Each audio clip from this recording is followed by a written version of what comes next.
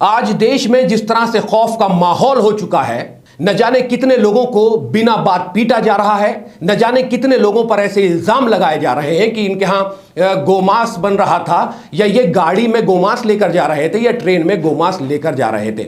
हाजी अशरफ का एक ऐसा केस ट्रेन में हुआ जिसमें हिंदुत्व गुंडों ने हाजी अशरफ को बहुत बुरी तरीके से पीटा, उनका मोबाइल छीन लिया, 2800 रुपए छीन लिए और उनको ट्रेन में से धक्का देने की कोशिश की।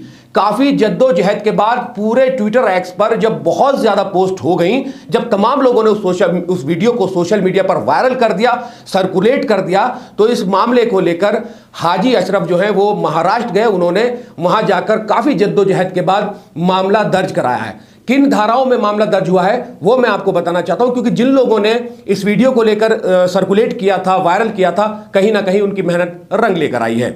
हाजी अशरफ के साथ जिन बदमाशों ने, जिन हिंदुत्व के गुंडों ने मारपीट की थी, उनके खिलाफ भारतीय न्याय संहिता की धारा में 189/2, 191/2, 126/2, 190, 115, 352, 324 और 251 के तहत जो है वो FIR हो चुकी है, मामला दर्ज हो चुका है। अब देखना यही रहेगा कि ये मामला जाता कहां तक है, कार्रवाई कितनी होती है, क्या इन लोगों को चिन्हित करने के बाद, इन लोगों को उठाने के बाद इन लोगों के घरों पर भी बुलडोजर चलाए जाएंगे या नहीं चलाए जाएंगे।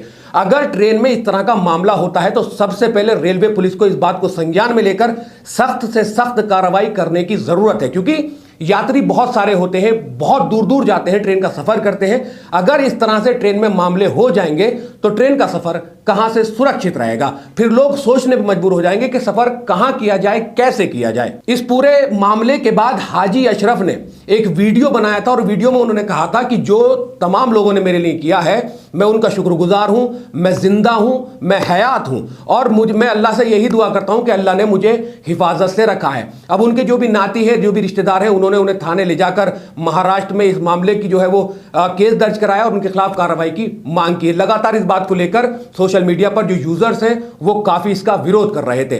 तो आप तमाम लोगों को इसलिए बताइए क्योंकि हमने भी एक वीडियो से रिलेटेड चलाई थी, तो हमने आपको ये बताना मुनासिब समझा कि उनके खिलाफ अब कुछ धाराओं में जो है वो केस दर्ज हो चुका है। अगर आपको वीडियो पसंद आई तो वीडियो को लाइक जरूर कर दें और वीडियो पर कमेंट्स करके जरूर बताएं। इस वीडियो में सिर्फ इतना ही, इंशाल्लाह फिर मुलाकात होगी। अल्लाह हाफिज।